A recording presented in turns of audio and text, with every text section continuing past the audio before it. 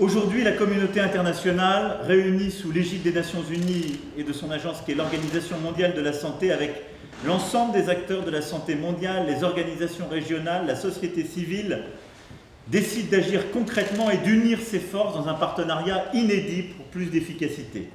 Et vous l'avez dit, avoir autour de la table à la fois l'Organisation mondiale de la santé qui en assurera la coordination, mais CEPI, Gavi, le Fonds mondial, Unitaid, Wellcome Trust, la Banque mondiale, la Fondation Bill et Melinda Gates, les acteurs du secteur privé pharmaceutique, les chefs d'État et de gouvernement ici rassemblés, est inédit. Et je veux insister juste sur quelques points qui sont structurants pour cette initiative et gagner contre cette pandémie. On a au fond 4 piliers pour réussir. Le premier pilier, c'est notre efficacité collective pour soutenir les systèmes de soins. Je vois mon ami Cyril Ramaphosa autour de cette visioconférence. On a eu l'occasion d'échanger compte tenu de son rôle et son leadership dans le cadre de l'Union africaine. Si on veut gagner contre ce virus, on doit soutenir tous les systèmes, et en particulier les systèmes primaires de soins, pour lutter contre toutes les pandémies, et en particulier le Covid-19. Et tout ce qu'on fera contre le Covid-19 ne pourra être efficace si on n'a pas cet appui, ce soutien. C'est le rôle de l'OMS, de beaucoup aussi des fonds sectoriels que j'ai cités, parce que l'inégalité entre nos pays se construit dès ce moment-là, dans l'inégalité entre nos systèmes de soins. Et donc je pense que cette initiative, en ce qu'elle permettra d'aider les pays les plus vulnérables pour justement renforcer leur système de soins, permettre d'aller soigner y compris les communautés les plus vulnérables, parfois avec les personnels humanitaires, mais aussi de renforcer le système hospitalier et le système de soins, est indispensable. Le deuxième pilier de notre initiative, ce sont les tests, le diagnostic. L'OMS l'a dit depuis plusieurs semaines, on a tous ce défi dans nos pays qui est évidemment de développer les systèmes de tests. Il faut qu'on le rende accessible dans tous les pays du monde, y compris les pays qui sont les plus fragiles, y compris les pays les plus vulnérables. Et donc, sur ce sujet-là, c'est un défi aussi que cette initiative va permettre de porter. Et il y a un grand savoir-faire de plusieurs fonds verticaux qui sont mobilisés avec nous dans leur accès justement à la société civile, à plusieurs communautés, aux communautés les plus vulnérables, qui est indispensable. Le troisième sujet, ce sera l'accès au traitement. Beaucoup de nos chercheurs, de nos personnels soignants sont en train de coopérer.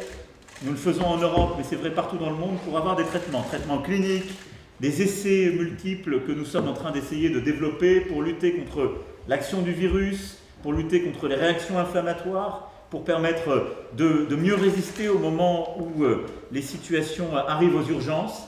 Il faut que ces traitements, nous puissions investir pour les accélérer, les développer, mais aussi en permettre l'accès le plus large partout dans le monde.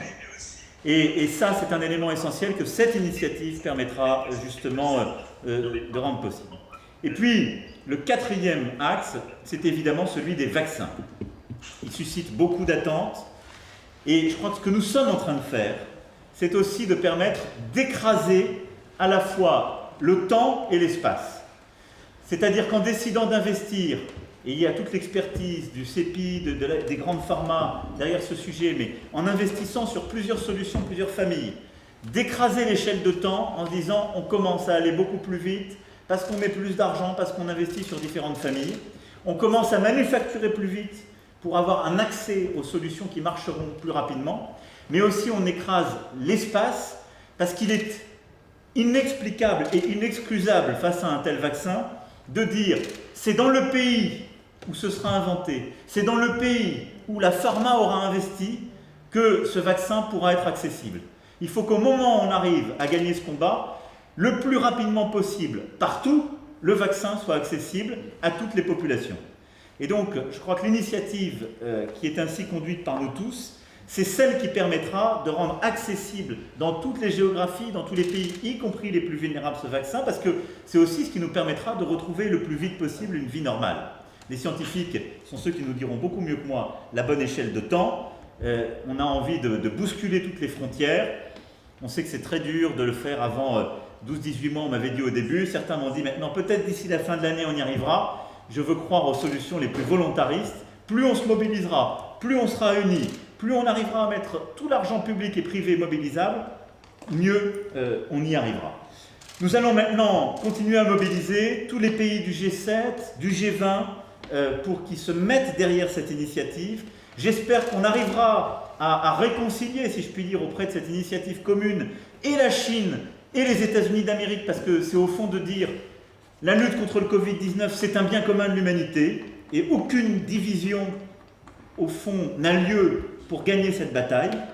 Et ce que je voudrais enfin retenir, c'est deux choses. On a un rendez-vous le 4 mai prochain autour de l'Union européenne autour maintenant de ce plan d'action très clair où tout le monde est uni, lever l'argent. Et je voudrais que cette méthode, on arrive collectivement à la garder en tête pour les autres pandémies, pour beaucoup d'autres luttes qu'on a à mener. Ce qu'on est en train de faire maintenant, il faut le réussir, montrer au monde que c'est possible quand on se met tous ensemble et qu'on unit nos forces.